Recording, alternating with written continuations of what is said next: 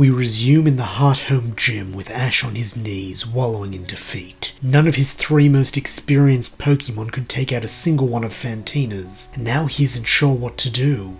The wall of power between them seems insurmountable, and as he looks over at Piplup, an angry, unworthy thought fills his mind. His starter might have had the strength to defeat Gengar if it had evolved, instead of choosing to stay weak in its first form. But as Piplup sits up, rubbing its head and gives him an apologetic look, Ash feels sick with himself. It's not Piplup's fault, and even if it was, he can't start thinking that he can choose if his Pokemon evolve or not. Only they have that right, and he will support them either way. Standing up, Ash pads over to his starter and pulls it into a hug, thanking it for such a great effort, even if his cap is pulled low to hide the tears in his eyes. From the other side of the field, Fantina asks Paul if he would like to battle her now, since her Pokemon hardly even broke a sweat with Ash. However, Paul declines, saying that after watching that battle, he is going to rethink his strategy and return later. Fantina smiles that he is welcome to return whenever he likes, however she does warn that the gym will be closed tomorrow morning. Paul nods his acknowledgement, and so the twins depart in silence, Ash still too devastated to speak, and Paul simply being his usual stoic self. Though Fantina does catch the boy giving his vanquished brother a look that might be concerned when he is sure Ash isn't looking. Back at the Pokemon Center, Ash turns over his Pokemon aside from the egg to Nurse Joy, saying that he will give Reggie a call. Paul says that he'll join him, and so the pair make their way over to the phone bank. When Reggie picks up, he looks a little harried, and Paul bluntly asks what's wrong. Reggie smiles that he's been working overtime lately to make a big delivery to Floroma Town, laughing that he might have gotten a bit over his head with this one. Neither of the twins join him in this laughter, which strikes Reggie as odd. Well, odd for Ash at least. And when he looks to the boy, he sees sorrow in his usually cheery face. Compartmentalizing his own worries, Reggie asks Ash if he's okay, and Ash glumly replies that he lost against Fantina, 3-0. Reggie replies that such defeats are tough, reminding the twins how badly he lost to Brandon, as he continues that the only thing Ash can do is learn from defeat, and work to win next time. He then asks if Paul has had his battle yet, to which the quiet brother shakes his head.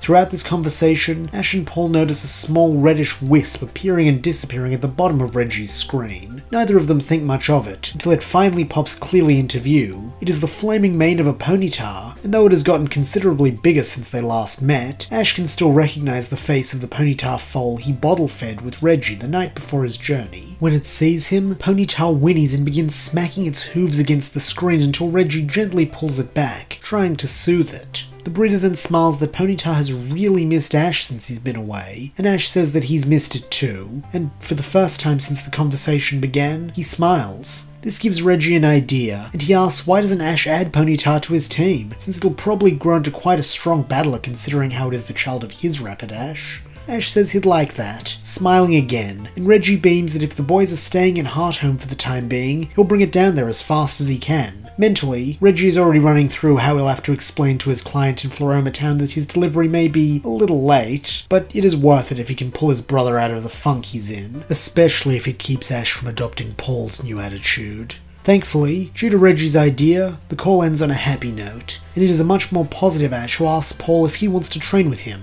Paul scoffs at this suggestion, saying it's pointless for him to battle someone he knows is weaker than Fantina, since he's trying to surpass her in strength. Ash bristles a little under the snide comment, but not wanting his brother to have to go through the same pain he did, he suggests that perhaps he should try training with Maylene instead. Paul snaps that that's even worse than training with him, calling the girl a third-rate trainer at best. He then says that he'll train on his own before heading out to the practice field at a brisk pace. Ash, however, thinks that Maylene would be a good training partner, considering she's the only person he knows who has actually beaten Fantina, and so he heads off to find her. It takes him about an hour, but our young hero does locate Maylene seated in a park enjoying a snack with her Pokemon. Ash waves as he approaches her, and Maylene gives him a smile in return, cheerfully asking how his gym battle went. Ash shakes his head saying that he lost, but Maylene keeps smiling and reminds him that she did on her first try as well. This makes Ash feel a little better, but he chooses not to dwell on it, instead saying that this is actually why he sought her out. He needs someone to train with in preparation for his rematch. Maylene asks why he doesn't ask his brother to train with him,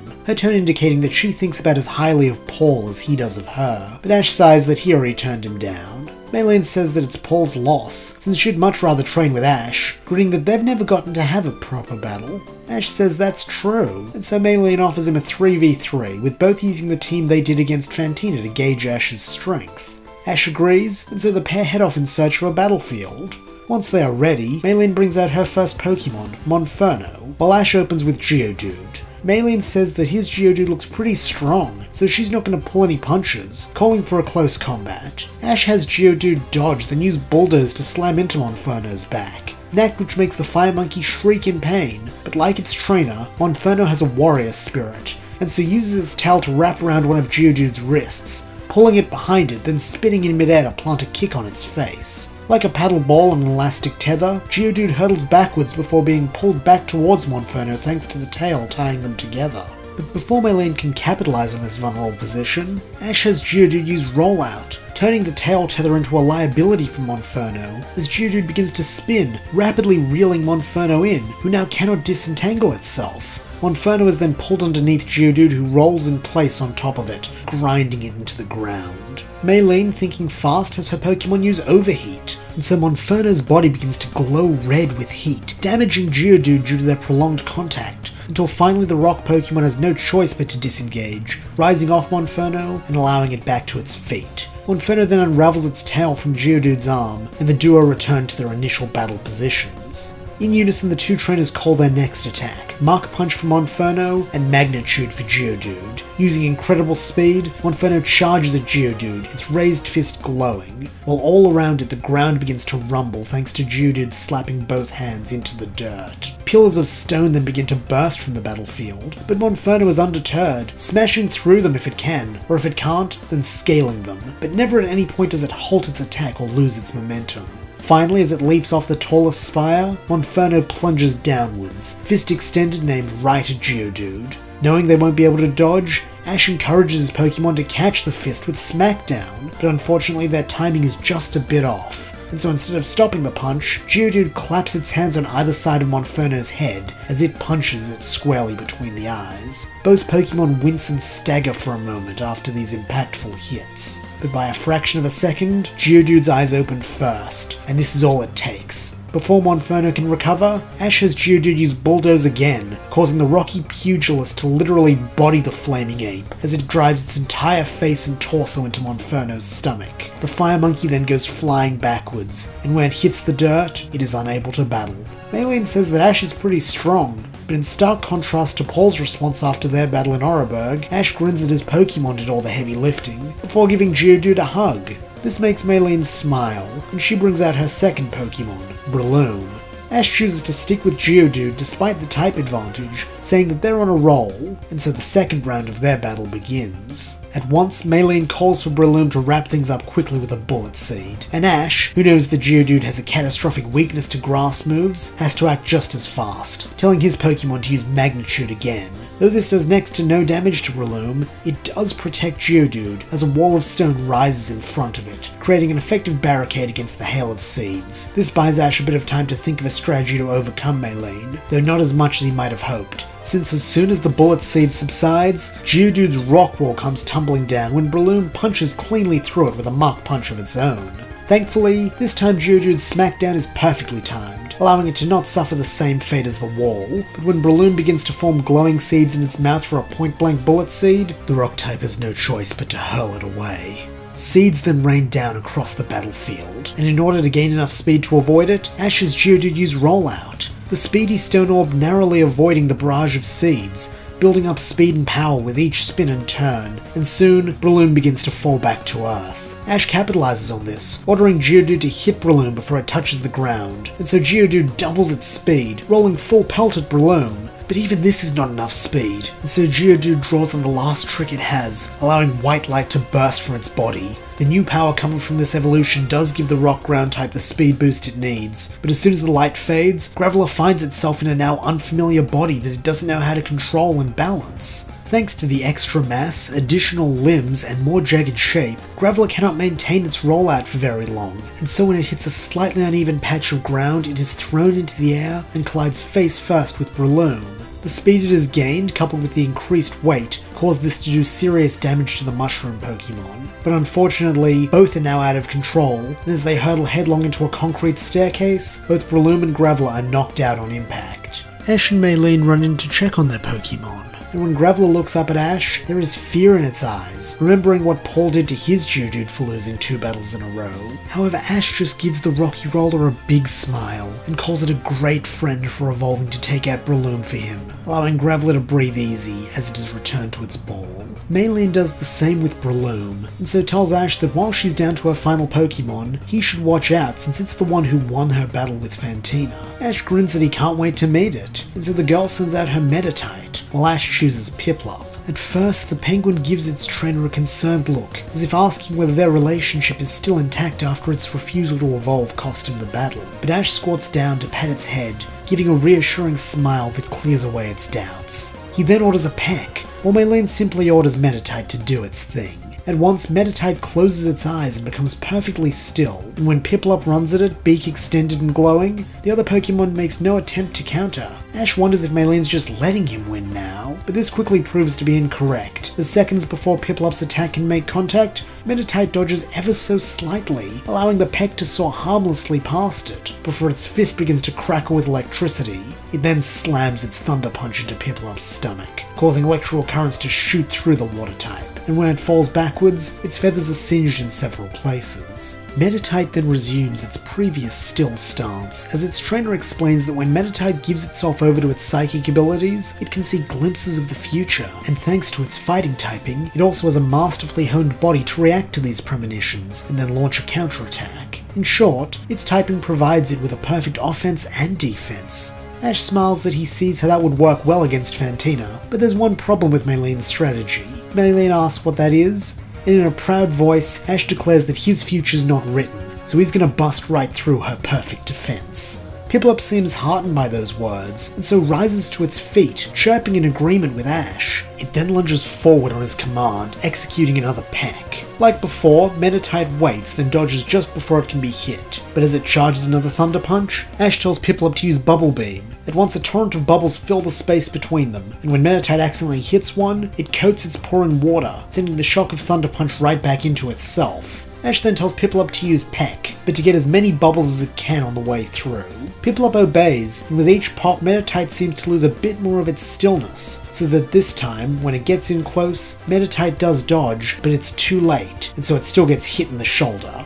Eyes springy open in pain, Meditite clutches the wounded shoulder as Ash says he thought that might be the case. Maylene looks confused, so Ash adds that Reggie once told him about a pair of psychic gym leaders he faced in the Hoenn region, and another from Kanto, who all had to have really intense focus to use their powers. So, he figured that if he and Piplup could create enough distractions, Meditite might struggle to tap into those abilities as well. Maylene grins that that was a clever strategy, but her Meditite is more than just a brainiac. It's also got the brawn to back it up, so perhaps it's time they go back to good old-fashioned fisticuffs. Meditite yips its agreement, and so raising both arms, it takes a fighting stance as its fists crackle once more with electricity.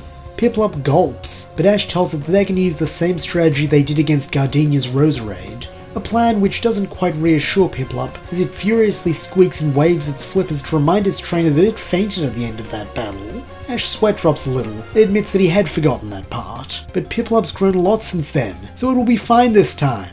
Probably.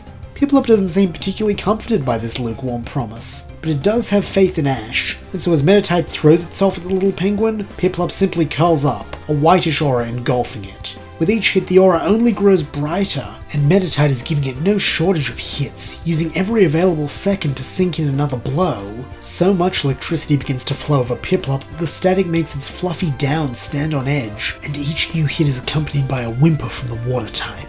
But be it because of pride or trust, Piplup stays strong, and so when the aura reaches the point of being blinding, it fires off its most powerful bite attack. This catches Meditite off guard, and so the fighting type goes flying back, but Piplup isn't done, and so perfectly recreating the end of its battle with Roserade, it forces its beak to glow and grow, and then charges after its foe, spearing Meditite on the tip of its beak and driving it into the dirt. A dust cloud then bursts all around the pair of Pokemon, and when it subsides, Meditite is unable to battle, giving the win to Ash. The two trainers then shake hands, with Piplup interrupting them so Ash will give it a hug.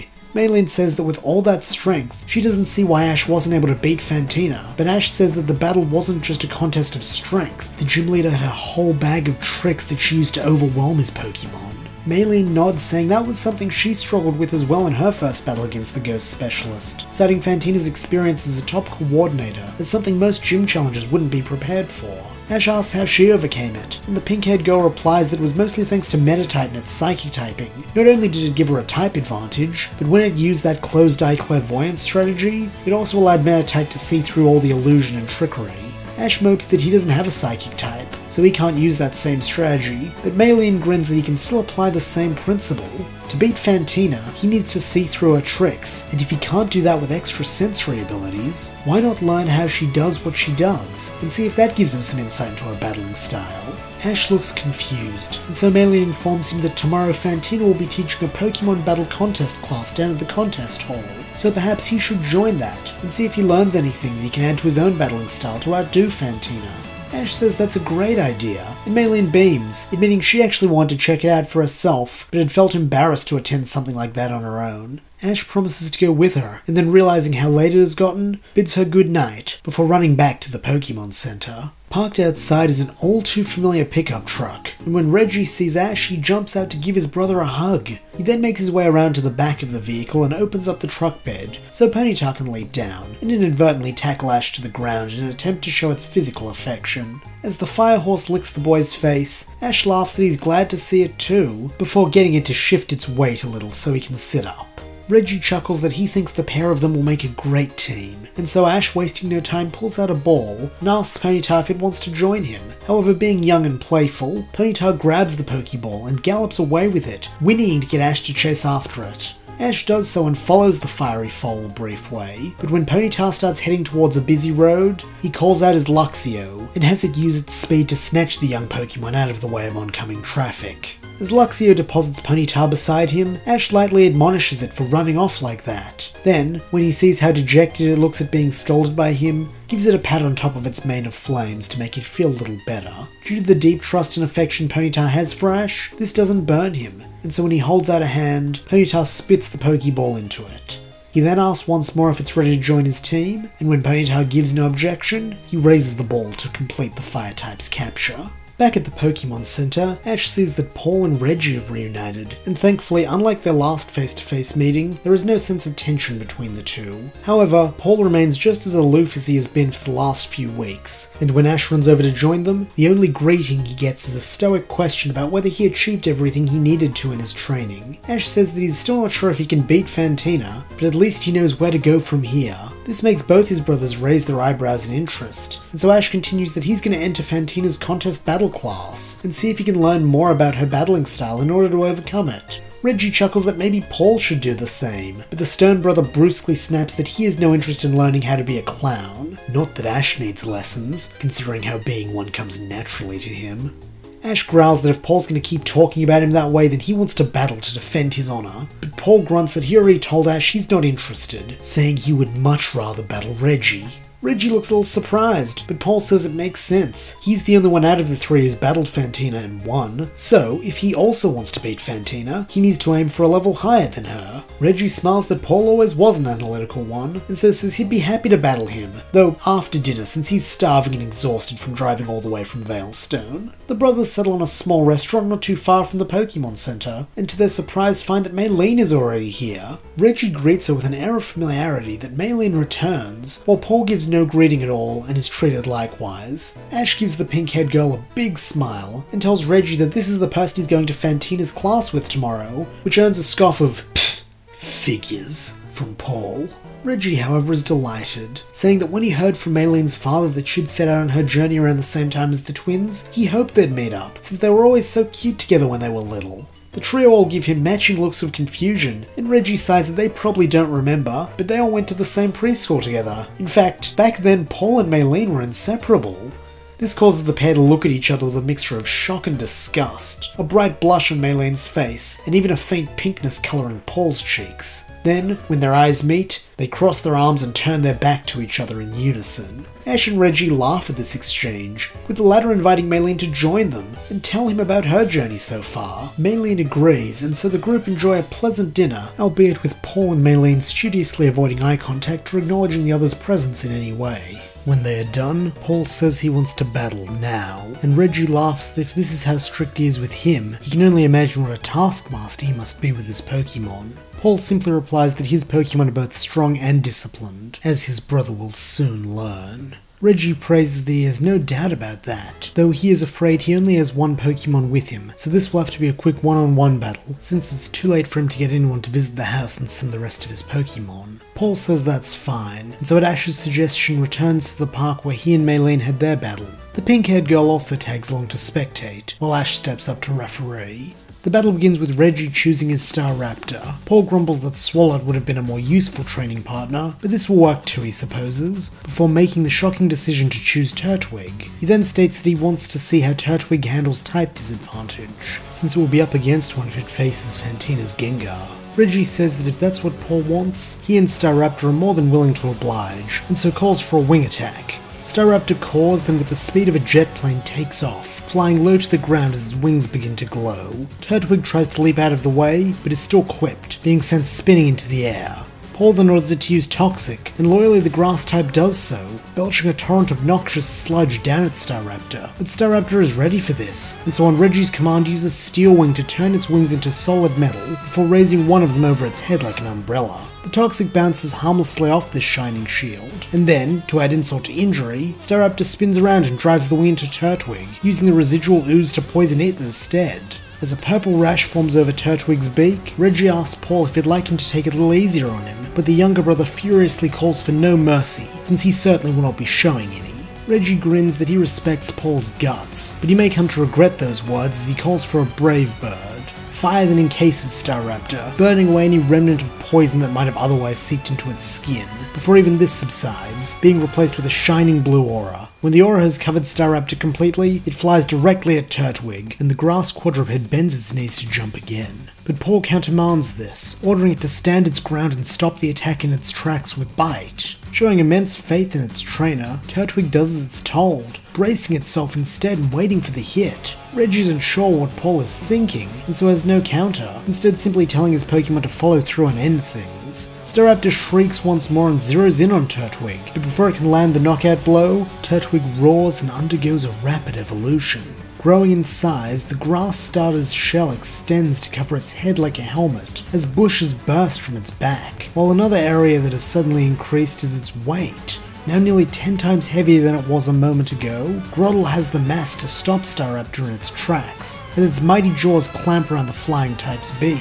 As painful sparks of blue energy ripple from it as recoil damage, Staraptor flips in midair thanks to its sudden stop before landing on its back in the dirt. Groddle then slowly stomps over and plants a foot on Staraptor's chest, while Paul asks Reggie if he wants to give up, since he's grounded his flyer, and there doesn't seem to be any way out of this bind. However, Reggie chuckles that his little brother shouldn't be so cocky, since with enough creativity, a trainer can get out of any problem.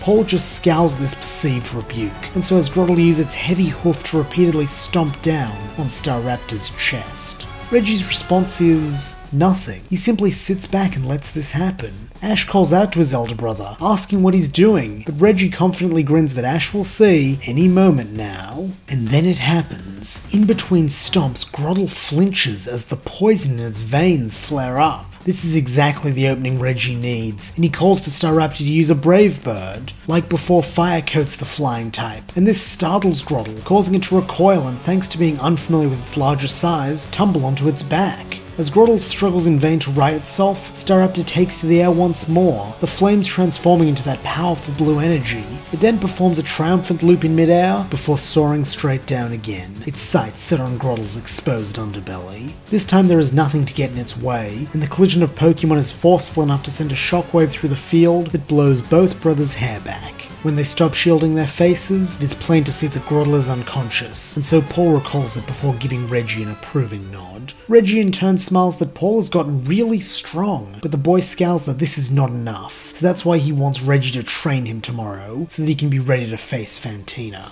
Reggie says it would be his pleasure, and so the 4 residents of Veilstone City return to the Pokemon Center for a well-deserved rest. The next morning, Ash awakens bright and early, and after a hearty breakfast, he and Maylene make their way to the contest hall. Reggie, having agreed to watch Ash's egg for him, tells them both to have fun, while Paul in his usual surly manner just watches them go in silence. students. When the duo arrive, they see that they are among dozens of students of all ages, each of whom looks excited to be training with the legendary top coordinator. Before long, Fantina takes to the stage with an easy grace and welcomes them all to her seminar. After a round of applause, the ghost specialist begins to explain her contest philosophy, that a good coordinator is one who can find the extraordinary in the everyday and transform the mundane into something transcendent. She then elaborates that this is why she loves ghost types, since by their very nature they are transcendent beings. She then bids the students to bring out their own Pokemon, telling them to look at them with new eyes and see if they can find anything extraordinary or transcendent. Ash and Maylene do as they're told, but both find this task incredibly challenging, not being quite sure how to look for these traits. During this time, Fantina has made her way through the crowd, checking on her students, and when she spots the pair of familiar faces, she comes over to greet them. Ash and Maylene explain the difficulty they are having with this assignment, and Fantina gives them that same almost pitying look she gave Ash back at the gym, as she sighs that for two people such as them, it would make sense that this would be difficult. Ash asks what she means, and Fantina replies that contests are about creating art, even if it is only for one fleeting moment, but the way they have been conditioned to see battling is all about destruction. Maylene sighs that she doesn't understand, since contests have battles too, but Fantina smiles that a contest battle and a gym battle are entirely different. However, since this is a practical seminar rather than a lecture, why don't they join her on stage so she can give a demonstration for everyone? Ash, Maylene and their Pokemon oblige, and so Fantina calls for everyone's attention as she leads her two challengers up to the stage. She then brings out her Miss Magus and instructs the other two to choose their Pokemon.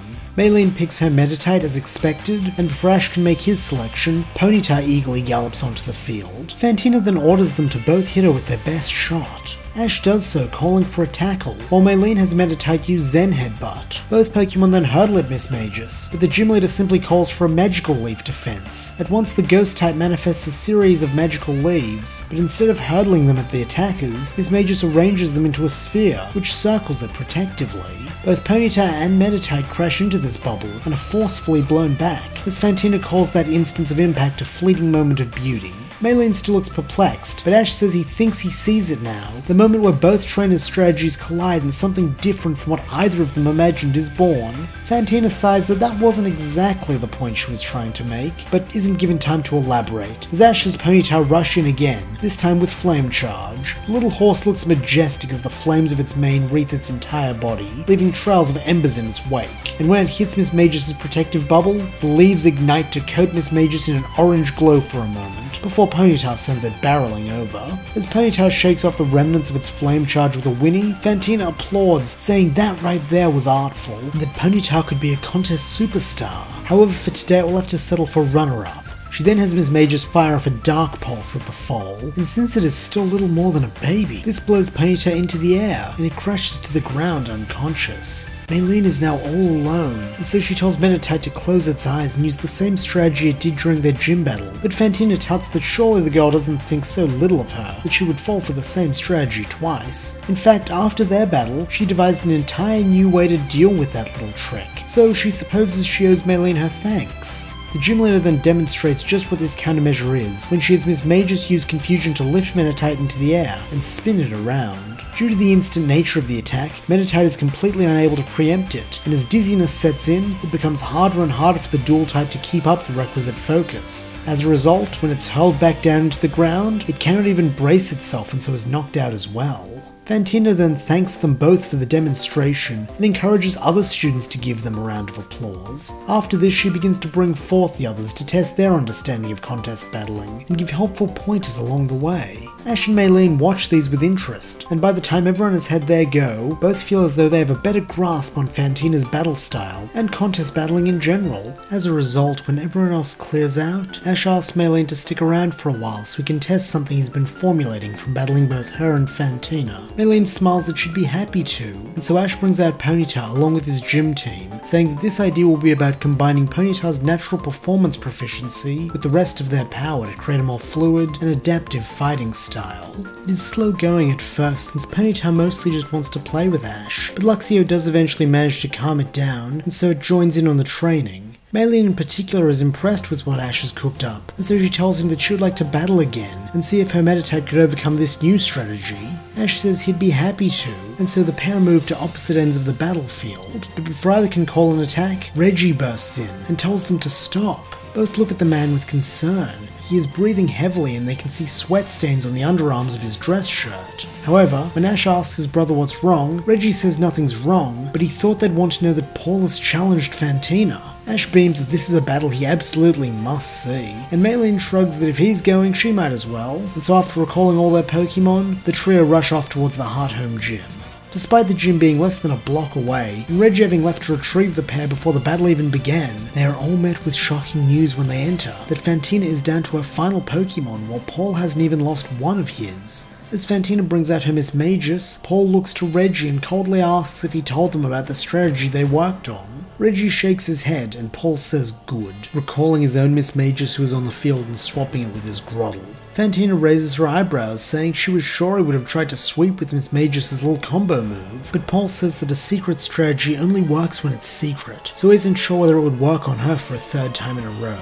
And besides, Groddle has more than enough power to win this while preserving the integrity of the secret for the day he eventually has to either face Ash or Maylene in the Sinnoh League. Fantina grins that he's talking as though he already has her badge, when really this battle has only just begun. She then calls for a Dark Pulse, like the one that defeated Ponyta, but Paul tells Groddle to endure it, then use Bite. Groddle dutifully drops its front legs so its shell can absorb the majority of the blast before kicking off its back legs to leap at Miss Magus. Unfortunately, thanks to the added weight that it is still not fully adapted to, this jump falls short, and as it attempts another, Miss Magus uses confusion to catch it in midair. It then launches Groddle upwards, but Paul smirks that he was banking on her to do this. Fantina gasps, realizing her error, and so calls for a Magical Leaf Guard, but Groddle is already primed and ready, taking the damage of hitting the roof so that it can lunge downwards at Miss Magus. Between its new weight, gravity, and the force of its fall, this cleanly punctures the bubble, and so both Pokemon hit the ground, with Groddle's super effective bite clamped tight around Miss Magus' throat. When the dust settles, Miss Magus is badly wounded, though it is also in the ideal position to fire off a Psy-Wave, which catches Groddle under the chin, and after the battery it's taken is enough to knock it out. Paul doesn't criticize his starter for this loss, but he does scowl as he recalls it, and brings in Stantler. Fantina comments that a Stantler is an interesting choice, though she hopes it knows more than just normal moves, or this will quickly become dull. In response, Paul tells Stantler to use Psy-Shield Bash. At once a shimmering shield appears in front of Stantler, and it charges forward with all the speed that Groddle lacked, ramming into Miss Magus and driving it into the wall. Cracks burst from the point of impact, snaking their way up the wall, and when Stantler backs up, Miss Magus flops to the ground, unable to battle. It is a decisive victory, and the strength Paul has gained from training with Reggie is readily apparent. Paul shows neither arrogance nor modesty as he strolls over to receive his badge, and places it in his badge case along with the other two. Fantina then looks to Ash and asks if he's ready for his rematch yet, or if he needs more time. Ash says he's ready, and Fantina grins that as soon as she's back from the Pokemon Center, they can battle. With that said, she departs, and so the three brothers converge on the battlefield. Ash and Reggie congratulate Paul, but he shrugs it off, saying that Fantina wasn't even that tough, so Ash better not embarrass their family by losing to her for a second time. Ash promises that he won't, and so brings out his Pokemon, asking if they're ready to win. The five fighters are all excited by this, but none is more excited than Ponyta, who runs circles around Ash in eagerness to battle. Sighing sadly, Ash kneels down to pat it on the head and says that he's actually planning to use the same team as last time. Ponyta whines loudly, sorrow in its eyes, and Ash says he's sorry, though as a compromise he'll keep it out of its ball so it can watch and cheer everyone on. Ponyta seems unconvinced, so Luxio pads up and gives a reassuring growl, telling it something that the Firefall seems to find comfort in. Ponyta then backs up to stand with Staravia, and finally allows Ash and his gym roster to go over their strategy one last time. Eventually Fantina returns and Ash is raring to go. Since he is already familiar with the rules, they get straight down to battling, with Fantina once again opening with Gengar, while Ash does likewise, choosing his Graveler. In the stands, Reggie thinks to himself that if he had known about Graveler, he could have helped Ash evolve it before this battle, but there is no point dwelling on what might have been. This time, instead of rushing in headlong, Ash has Graveler sit back and wait for Gengar to act, a tactic which intrigues Fantina, though she smiles that if he won't bring the fight to her, she'll start things off with an icy wind. A cold gust then spews from Gengar's mouth, but Ash is ready and so tells Graveler to use Magnitude like it did against Breloom. Graveler understands, and so slaps its hands down in a way that causes a wall of stone to burst up between itself and the icy wind. This serves as quite an effective barricade. It works just as well as a shield, when moments later Graveler uses its four burly arms to pull the slab of solid stone from the ground and hold it out in front of itself. It then charges in, though Gengar is not simply going to allow itself to be smacked, and so tries to dive into Gravela's shadow. However, Ash has a plan for this, and so orders Graveler to drop the rock wall.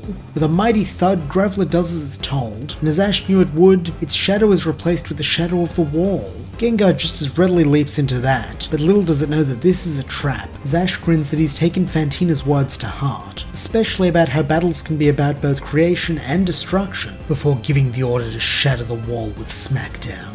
In a single instant, the wall is reduced to powder, and with it goes its shadow. Now instead of a single unified place where Gengar can reside, there are dozens of tiny pebble-sized shadows, each with a piece of Gengar in them. Even Fantina doesn't know what the result of such a sudden shredding will be on Gengar, and so she calls for her Pokemon, to no reply.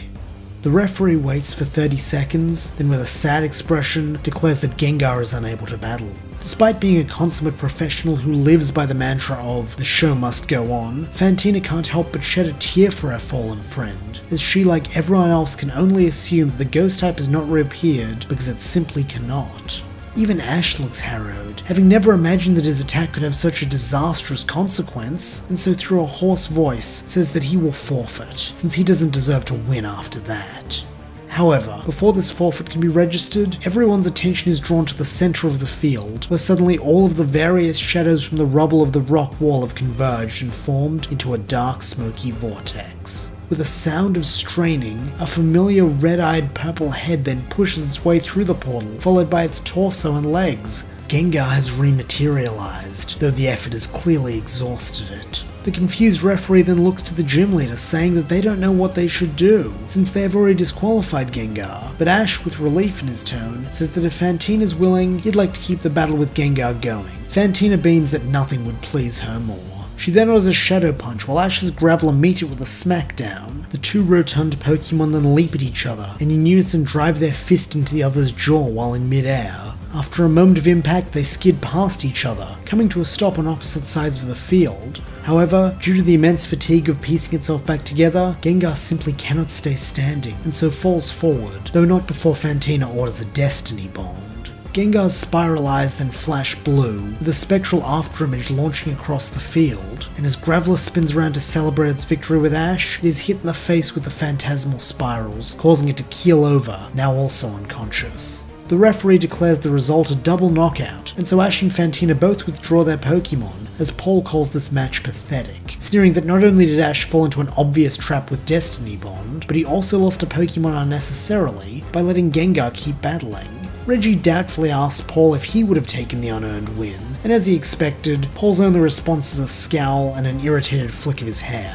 Back with the battle, both Ash and Fantina have chosen their second Pokemon, Piplup and Drifloon, and so are preparing to resume the match. Unlike with Graveler, Ash encourages Piplup to be proactive and strike first, having it fire off a volley of bubble beams. Fantina sighs that unfortunately the technique is much less captivating on a repeat viewing, since now she can see its flaws, and so orders Drifloon to use Psychic. Piplup kicks wildly as it and its bubbles are frozen in place and lifted into the air, but Ash tells it to relax since he'll figure a way out of this bind. This calms Piplup, though it doesn't do much for Ash's racing heart, since he doesn't have the foggiest idea how to free his partner. Unfortunately for him, he never gets a chance to figure it out, as Piplup is thrown against a wall and crumples into a heap at the bottom of it. Ash calls out to ask if it's alright, and Piplup chirps in the affirmative before limping over to him. Gently, he pats its head and tells it it's doing great, before ushering it back to the field where Drifloon is waiting. Now knowing that Bubble Beam isn't going to work and Bite is useless because of Drifloon's typing, Ash is left with only one choice, and so calls for a peck. Fantina smirks that Ash seems to have once again missed the point she was trying to teach him, but Ash grins that this time he thinks he's hit the nail on the head, directing Piplup to peck the bubbles still suspended in the air by Drifloon. Each explodes with a loud pop, their remnants sparkling all the brighter for the psionic energy still attached to them, and this dazzles both Fantina and Drifloon, just as Ash hoped it would. He then grins that this is the fleeting moment of beauty she mentioned earlier, and Fantina agrees rapturously, saying that he has finally found a way to make the union of their attacks more beautiful than the sum of their parts could ever be. However, then she remembers that they are still in a gym battle, not a contest one. Unfortunately for her, Ash never forgot, and so it simply used this spectacle to draw his opponent's eye away so that Piplup could get in close and score a critical hit. As both Pokemon crash to the ground, Piplup lodges its beak into Drifloon's mouth and begins firing Bubble Beam after Bubble Beam that makes the balloon Pokemon swell to ridiculous proportions. However, before they can find out what happens if one overinflates a Drifloon, the two Pokemon's eyes meet, and Drifloon uses Hypnosis to make Piplup fall asleep. As Piplup's attacks subside and it slumps over, Drifloon uses Ominous Wind to blast it with its own bubbles, which come coursing out at top speed. This combined attack is too much for Piplup, and it only wakes up long enough to be knocked out again, bringing Ash down to his last Pokemon. Ash chooses Luxio, and the Lightning Lynx is eager to do its part for him, but Fantina is wise enough to see that this is a disadvantageous match for Drifloon, and so has it use Baton Pass to switch itself with Mismagius. However, what Fantina doesn't know is that Luxio, while not having a typing that is strong against Mismagius, does know a Dark-type move, and so using its vaunted speed, leaps up and delivers a fierce bite. Mismagius flinches, and so Ash presses his advantage, having it keep up its bite offensive. The Electric type manages 3 more bites before Mismagius regains enough of its bearings to shove Luxio into a wall with a confusion. It then goes on the offensive, pelting Luxio with Magical Leaves. Since Ash knows from Paul's battle at the Eterna Gym that Magical Leaf can't be dodged, he doesn't even bother, and instead simply has Luxio use Charge. Luxio's fur stands on end as lightning crackles around it thanks to the charge, and when the torrent of leaves comes to a stop, it pounces. Brimming with power, Luxio uses Spark to coat its entire body in electricity, just like Ponyta did with Flame Charge, so that when it slams into Mismagius, the ghost is stunned for a moment. This creates the opening it needs to seamlessly transition into another Bite Barrage, with further damage as the Ghost type. Unfortunately, Mismagius' stasis is only temporary, and so it fires off a point-blank Dark Pulse that sends Luxio tumbling end over end, followed by a Psywave that explodes on impact, sending Luxio higher into the air.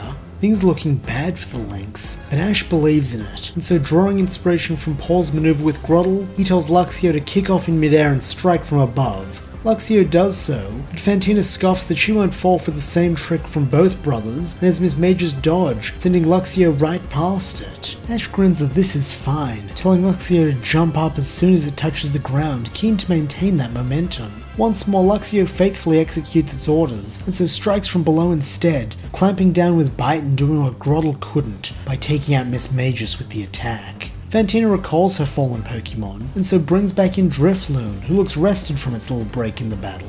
Wanting to end things quickly, Ash calls for a super effective Spark, and so Luxio leaps up, crashing into Drifloon before landing a second super effective move with Bite. However, Drifloon isn't going down without a fight, and so as Luxio tries to lock its jaws around Drifloon, the balloon Pokemon swells up to knock its opponent back, but then surprisingly it doesn't shrink back down. Instead it grows even further as a snow-white glow engulfs it. Ash and Luxio both feel dread settle in the pits of their stomachs as Drifloon becomes Drifblim and decides to show off the full force of its power by firing an Ominous Wind, which sends Luxio flying and nearly does the same to Ash and all the spectators. As her dress whips around her, Fantina cheers for Drifblim, calling it Très Magnifique, before ordering it to end things with another Ominous Wind. Drifblim obeys, and so channeling this new might, it fires the gale directly at Luxio. Luxio digs its claws into the hard-packed dirt of the battlefield in an attempt to keep its footing, but its small claws are not nearly enough, and all that it achieves is carving strips into the ground as it's pushed further and further back. Before long, its back legs are lifted into the air, and as the wind rises with it, Ash gulps, knowing full well that another impact with the wall will be too much for the electric type to handle.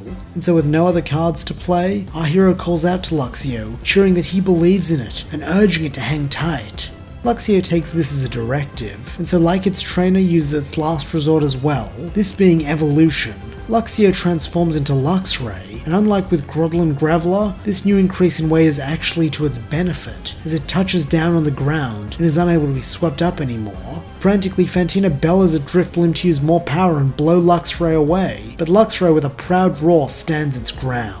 This time, when it uses Charge, lightning arcs around the battlefield before folding in to give Luxray's fur a golden glow. Then, on Ash's command, it throws itself into Drifblim with the force of a truck, sending the spherical ghost type bouncing off the walls, floor, and ceiling. Now the winds it has whipped up are working against it, as it cannot stop itself in the midst of the gale, and this plays directly into Ash and Luxray's hands. Like the lightning at the heart of the storm, Luxray rides the wind to strike fast at Drifblim with every chance it can get, using a volley of super effective sparks to keep its opponent out of control. This quickly wears the ghost type down. Nash proudly declares that Fantina inspired this tactic, which he dubs the counter snare, since he's been trying to figure out how to do something like this, where he uses his opponent's own strength against them, since he saw how Gengar handled Geodude in their first battle. Fantina smiles that inspiration is all part of the job as a gym leader and a coordinator alike. However, just as she said to Paul, he should not be so bold as to presume he has won until the battle is over. Ash's response is a grin, as he confidently states that it is over. Luxray then springs into action to execute the final part of the maneuver, planting its front paws on either side of Drifblim's face so it cannot escape, and biting down on it with razor-sharp fangs. There is a sound like a balloon popping, and then with a spurt of air, a heavily deflated Drifblim smacks down into the dirt while Luxray rides atop it. Being deflated is not Drifblim's only problem, as it is also defeated, and with it, the rematch is called in Ash's favour. Fantina draws out a badge for Ash, smiling that he battled artfully and has really taken her lessons to heart, but when she looks to his side of the field, he is gone. Looking around, the gym leader sees that he is on Luxray's back, hugging it and cheering that he knew it wouldn't let him down. Luxray growls its appreciation and turns its head to lick Ash's entire face, which makes him laugh as he playfully tells it to stop. He then brings out Graveler and Piplup as well, and brings them into the hug, saying that he's lucky to have friends like them who would battle such strong opponents twice for him. Fantina is moved by this display, and so happily delivers him the badge, scratching Luxray behind the ear as she does. However, not everyone is as thrilled, as Paul chides Ash for making a big fuss over victory while not doing anything when his team lost the first time, saying that he is spoiling his Pokemon, and teaching them that there is no price for failure. Reggie raises a hand to try and have Paul simmer down so he doesn't wreck Ash's victory celebration, but it seems Maylene has more than just that in mind, as she stands up in her seat and snaps at Paul that he should be happy for his brother, but instead he's ruining things like always with his nasty attitude. Paul glowers back that what does she know? She's just as bad as Ash, coddling her reject of a Monferno after their last battle instead of instilling discipline. No wonder both of them needed 2 tries to beat Fantina. This only infuriates Maylene more, and so with fire in her eyes, she tells Paul that if he's going to talk the talk, he's got to walk the walk, and face her in a full battle to decide once and for all which is the better training style, compassion or ruthlessness.